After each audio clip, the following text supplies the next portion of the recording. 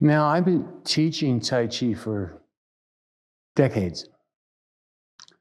And previously, I made a clip about the various parts of Tai Chi. And just to review it, it's that, there are standing practices, there are moving practices where you see people moving their hands in slow motion. There are associated with those very specific ways in which it manages the internal energies of the body and the internal pressures of the body to bring about health. In this sense, I'm not talking about general health or feeling better. I'm talking about that if you have a bum knee or a bum back, or you have a bad kidney, or you have headaches, or you have maybe something bad with your brain, what we would generally classify as medical issues. Okay? And many people go to Western doctors, which I'm fine with, but sometimes they can't get any relief, or their doctor kind of wishes they could have something better. And the thing of exercise is that at least it's low impact, so it doesn't mash your joints or make it hard for you to do. Because high impact exercises, like running or what you do in a gym, those things, not everyone's body can tolerate it. But the more gentle exercise of Tai Chi, do exercise every muscle in your body, but not just every muscle in your body, your glands, your blood flow, your blood vessels, and every other major function you have inside of you. Now, part of this is because Tai Chi is called generally an internal martial art, but the word internal has to be split into two broad areas. First of all, that's talking about what is happening to you physically below your skin. Now, if you were to take, you have a bag of skin, if you were to suck everything out of it, you'd have air. But the fact you don't have air, you've got all kinds of muscles, tendons, ligaments, internal organs, glands, and lots of other stuff. So Chinese medicine is different than Western medicine in that it focuses primarily on measurable anatomy and physiology. But the Chinese medicine focuses on the more subtle things inside your body, the qi or the energy, which tells your body how to run. Just like a computer, if it doesn't have an electrical source, it doesn't work. Where that is the thing that the Chinese focus on the most, as well as they also know how it all fits in with anatomy and physiology. So that's one side of it. I'm making it very simple, just your physicality. Like, who wants to be sick? Who wants to be physically weak and feeble? Who wants their eyesight to go? Who wants to have back pain their whole life? Who wants to have, after they've had an accident, be crippled for the rest of their life? So that's physical. But then we have the other side of it. And that, what about you is non-physical? Well, obviously, there is how you feel that's not really physically based. How you feel when you go out, two people, one goes out and they see a beautiful day, another person sees how it's, the apocalypse is about to arrive. So that's a positive and a negative view on life. Well, every form of meditation that exists, every spiritual path that exists, has its very distinct methods and programs for how you move away from the negative to the positive. Now, the value of that is it makes you feel a whole lot better, but you have psychology, which works on your thinking and the way you organize thoughts in your mind. And when psychology starts working really well, it can change your physiology as well. But this is the biggest, broadest distinction. Of course, I'm leaving out all the details. But now, if you go to any of the major religion or meditation practices in the world, they're going to have philosophies about what will give you a method of training your mind so at least your thinking is not deranged. I mean, if you look at many people who have severe mental illnesses, physically, very often they're doing quite fine. It's just that they're stark raving mad. And over time, the madness that's in their mind starts destroying their body. But that might be a long time. So every method of spirituality that exists on the earth, and I'm making a distinction now, I'm not making that Christianity is the only one, or Judaism is the only one, or Islam is the only one, or Daoism is the only one, or Buddhism is the only one, or Hinduism is the only one, as well as many of the smaller spiritual traditions that exist in more isolated parts of the planet. What they all have in common is they're all trying to upgrade a person's spirituality. So Tai Chi is a little bit different than the way most religions handle the physical part of you. So most religions, I mean, for example, you have people who are Christians in many of the more evangelical sects. So what they will do is they will listen to lectures, they will sing hymns, and then they will go out, and if they need something physical, they'll play baseball, or they'll lift weights, or they'll do any of the normal types of physical education the West has. But in Asia, one of the big things that is about spirituality is to unravel all this murky, dark stuff inside of us, which is the reason why so many people are not happy, which is a big reason why a big chunk of the younger population doesn't have sex, which is a reason why a big chunk of adults are always having problem with the stress loads they're carrying, where those who practice other religions have ways that they don't have this problem. Now, Tai Chi is based upon energy flows in the body and how those energies, when they connect in the body, cause everything that's physical below your skin to work and function. Just like electricity makes a computer work, electricity makes an electric fan work, gasoline makes a car work. These are primary energies, but the thing is not just that they're energies, they make things happen. So, ordinary Tai Chi, with just its standing and its forms and its pushing hands and even its martial art practices, are primarily making the body stronger and healthier. But they are not necessarily making your spirit or your subliminal psychology better. Now, someone who's had, for example, a severe childhood trauma, or an incredible trauma from a divorce, or an incredible trauma when their parents died at a very young age, or an incredible trauma because they were involved in a war and they saw bodies blown apart in front of them. These other things won't work. They will not get rid of those issues. So then you start looking at, with any spiritual path or spiritual practice, those are the things that do it. Now, the beginning of most spiritual practice, if not all, effectively do the things that psychology and sociology do. They teach you how to organize your mind. They teach you how to go deep enough into where you can recognize what's really bothering you.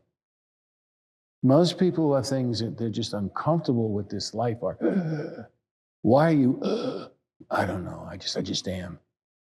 Well, that's not true in the ancient religions. It's not true in Hinduism, that has its yoga as a physical adjunct to what it's doing, but it affects your mind. So it is with Buddhism, that has physical practices. And in Daoism, Daoism is based upon physicality.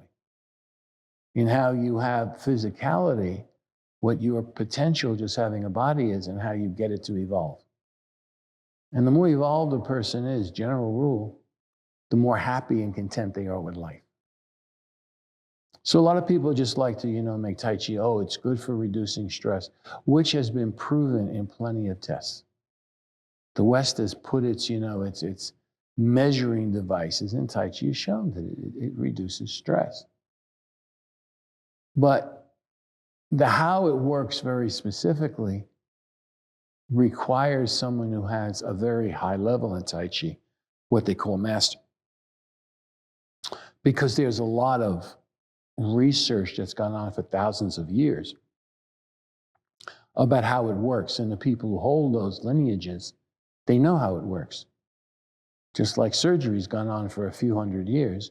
And the people who hold the lineage, the passing down from one generation to the other, they know how to perform surgery. Where if you gave an average person didn't have all that training, boy, you really don't want them operating on you. For all you know, your liver will end up in your nose. So here we have that. There's this. Now, all major religions, all major forms of spirituality, they have ways and they have philosophies about how the human mind at its deepest layers work. Now, what distinguishes the Eastern methods of meditation from the Western methods of meditation is that the Western methods of meditation are trying to get you to change your mind about things. And the Eastern meditation methods are getting you to become them. Or as the old expression goes, everybody's a sinner, but nobody knows how to not be a sinner. Well, the Eastern methods of meditation in general, they're very much geared toward how not to be a sinner, how not to be tortured by what's in your mind and your spirit. Now, the way that they do this, and it's different in different traditions, is that they have some physical exercises or a lot of physical exercises, but they work with the energy of the body, the subtle energy of the body. Like spirituality that buys the idea of reincarnation, that says this is so. Traditions that do believe that have normally had many, many, many members who have arrived at that place, who have evolved sufficiently to where they became enlightened, or anyway, they became holy people or sages. They have gone beyond the limits of the human condition, and they live it. They don't just talk about it. Of course, in this day and age, it would be better that people didn't do it, but they talked about it, so at least it was influencing them, and sometimes they would try and act it. As the phrase goes, they would walk the talk. Where most who are involved in many forms of spirituality, they don't walk the talk, they talk the walk. So they go, ba, ba, ba, this, that. And so what they become is like moving members of philosophies. Now, all major spiritual traditions have philosophies. Okay, you can, for example, you can take many of the things that are in Buddhism, and you would say, wow, that was a new religion. You could go back to ancient Greece and you can find the exact same principles. And this is something Buddhists are acutely aware of once they get into what they do a bit. But we don't have anything that's the equivalent of Daoism in the West. Buddhism transferred over here, and Taoists generally never tried to spread their religion like the Christians, Jews, Muslims, or Buddhists. And the joke I have is if you'll stand still for 15 minutes with a really diehard Buddhist or a Christian, they'll say, did you know? Do you want any other good word? Taoists figured that this has to be something that people come to from something deep inside them. that says they would like to get past being an animal with a brain and a movable thumb. Okay? Because that's really what's behind human evolution. It's not that our brains are so much bigger. Dolphins actually have bigger brains. It's because we have thumbs, and if we get an idea, we can build something. And that then goes through the whole field of education to where now we're building digital stuff and we're building artificial intelligence. And God knows what we're building, but those type of jobs very often cause massive stress because they don't give us a way of regulating the energy that makes our body work so it's smooth. Instead, it's more. And when that happens long enough, just have someone take a stick and just start popping your shoulder, not with a lot of force, but just keep it up. See what happens to you within about 15 or 20 minutes. Your mind will start going crazy. Not from pain, but from the sheer repetitive shock. And we're living in an age where, no doubt, things are much better now than they were 1,000 or 2,000 years ago. I mean, read stories about people in the Middle Ages. We think we have really bad slums now. Read about the slums of Rome.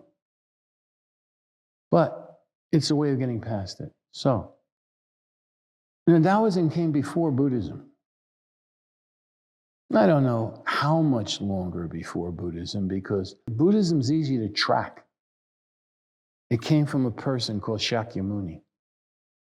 And his stuff was written down in many places because India was an incredibly literate society. And they wanted everyone to know why this Master Jesus was so special. Even Moses, who was a big thing with the Jews, nobody can exactly say when he was born, when he died. We didn't have those kind of records then. But we had it for Jesus. The Romans were really, really good about documenting things. But the Taoists didn't initially do that.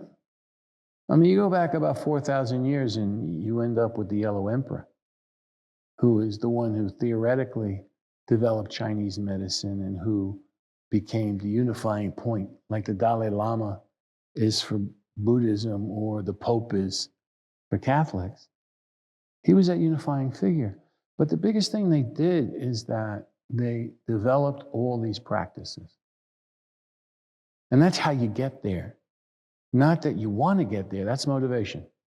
I won't even try to really motivate you. I have to do it sometimes because people don't have any idea. So if a person is numb, you have to do something to motivate them to start becoming unnumb. But it's not my thing. And as a matter of fact, the Taoists have never been major proselytizers. What we've always done is that we say, here's where we are, this is what they do, and whoever wants to come, let them come. But we don't try and grab them off street corners. Now, I'm from New York City, and you know something, you will get people and going down the oh, can I give you the good word? Can I tell you about? And then you fill in the blank. Okay? For example, I went to a talk a little while ago about the situation in Israel, the Palestinian-Israelis conflict. And the history of it is that both sides are terribly wrong. And that's a simple way of putting it if you want to use right and wrong. But, and this guy's going on, he's going to tell me, so I say, hey, look, not interested.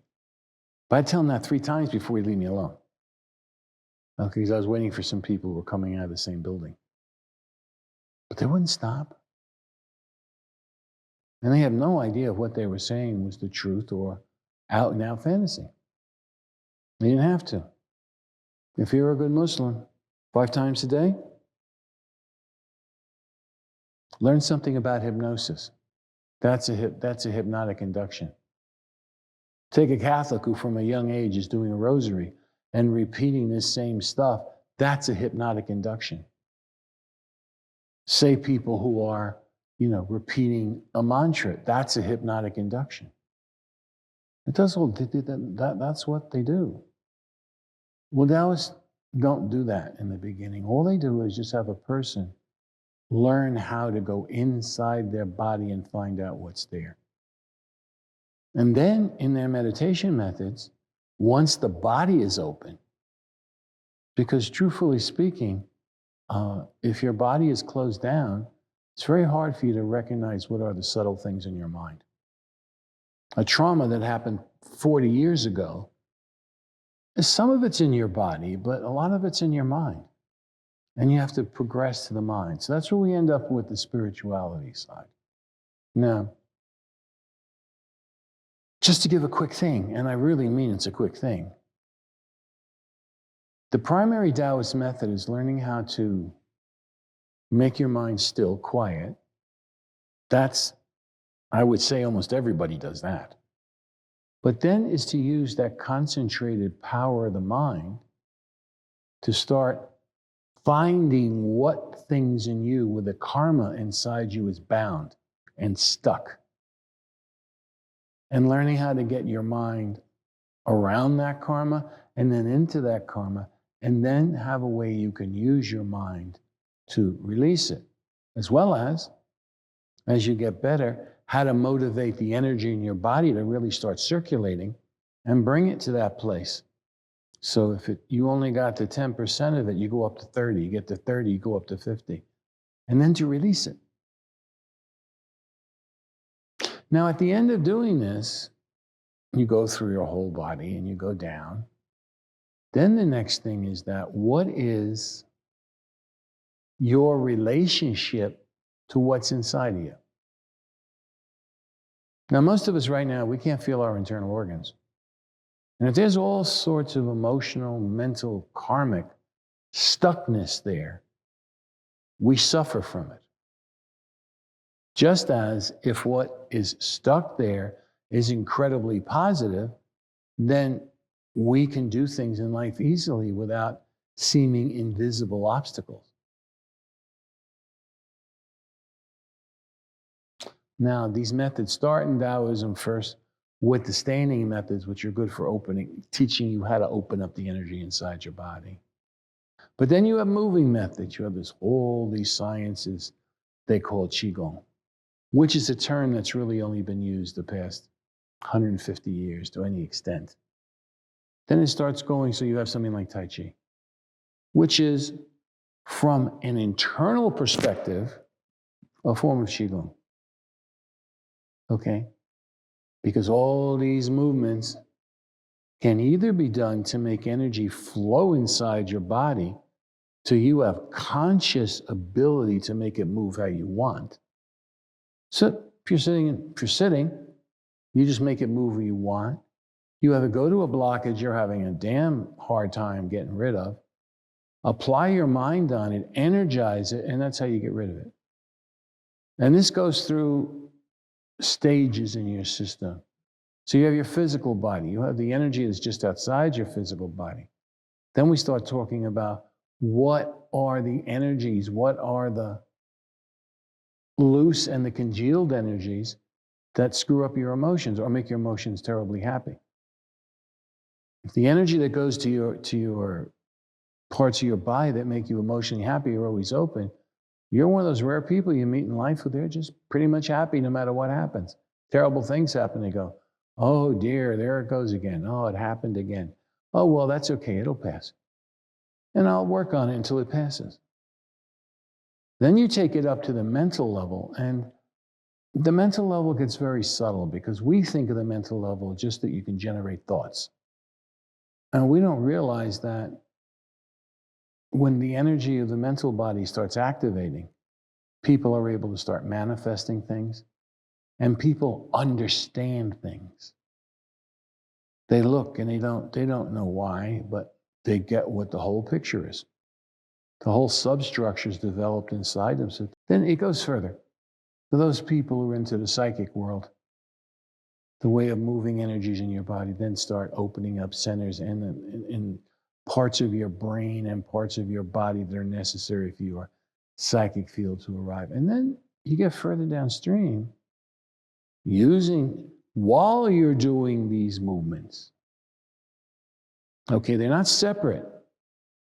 Taoist meditation, when it's done sitting, is separate because you're not moving. But moving practices are where they're obviously good for your body, but they also can be super good for your body. And the same thing that the physical and the etheric and the emotional makes your body better. When you start getting up to the psychic level, it's even stronger making your body better. And of course, who, if they have a choice, would rather be in pain all the time than out of it? And who, then rather just being ordinary, would rather not have the light of the world opening up to them? And again, this is where you have all these movements and all these ways. Now, of course, all these same movements could be used just to generate physical health. They could be used to make you smarter, calmer, able to go through stress without the stress destroying you. And they could make it, so you can defend yourself against criminals and people who want to beat the crap out of you, giving you a concrete way of being able to do it. But wherever you want to focus it, that's the beginning in meditation. The enemy is not a thug on the street. The enemy essentially is your karma. It is what you have developed in this life and in lives before this life. So this is all the things we talk about spirituality. Christmas comes around, and some people, if they really get into the spirit of them, they've really been kind to their neighbors and all this stuff. At times during Christmas, the light opens up inside them and they all of a sudden, there's peace with the world. Well, those things can also be gotten through Tai Chi. Now, so I don't cause a false impression. Not all teachers know how to do this, because each of those levels I was talking about, you get to the karma and then you get to find out who you really are, which is not your body, which is not your personality, which is not your possessions, but who you really are as a spiritual being. A lot of people, you'll get as far along that path as your interest and desires, and if you've had good instruction.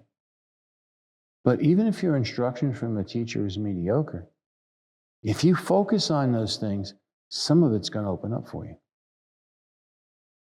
So that's Tai Chi as spirituality.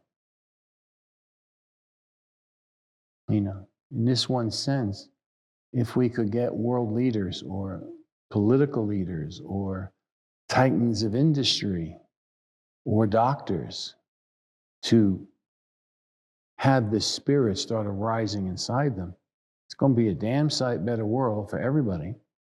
It's also going to be an incredibly great world for those people, because most of the things that rip people apart. Now, if you want to see really how a person feels about what they did in life, be next to them when they're dying. Because you get these incredible releases of energy, which people who work with dying people don't know exactly what it is, but they sure experience it. And if a person really at the end of their life is okay with what they did in their life, they will keep on going up the spiritual ladder. But if they're not okay with life, if they're feeling miserable because of what people, quote unquote, did to them or they did to other people, then the next life they come back, they're going to go down the evolutionary scale. And they're going to have to work their way back to where, if they had been lucky, that's how they would have died. So the only point I'm trying to make here, which is a big thing, is that every tradition has its methods, its ways, its philosophy. And a lot of people get focused on what that is rather than like where the whole thing is going. So I was trained as a Taoist priest. I mean, I've been doing meditation, I've been 6 years old. And I'm 75. So I've been through a lot of things. But in the end, in China, I really got to kind of the bottom of this stuff in Taoism. And I teach myself just to help people out. That's the best way I can put it.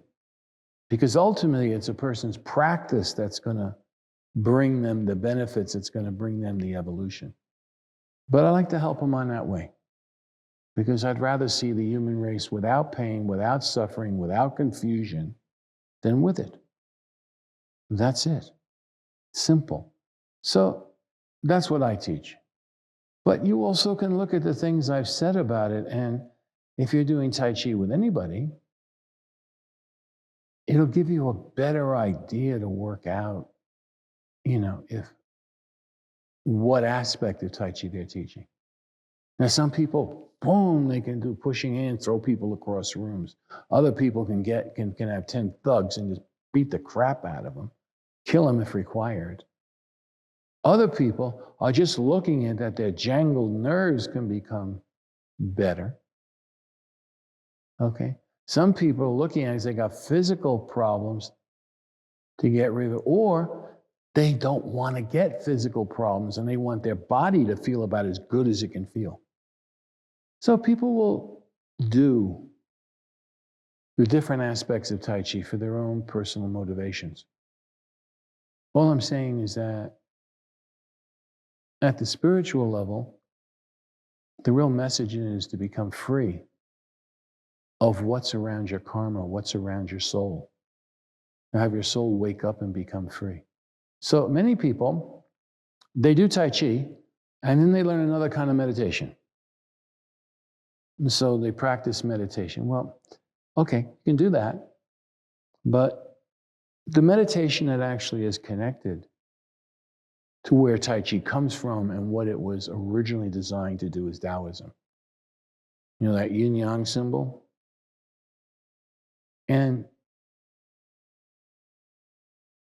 I'm not the only person in the world that can do this. I do what I can. Every human being has limitations to what the gods will let them do, what the fates will let them do, what the universal force will let them do, whatever words you want to use.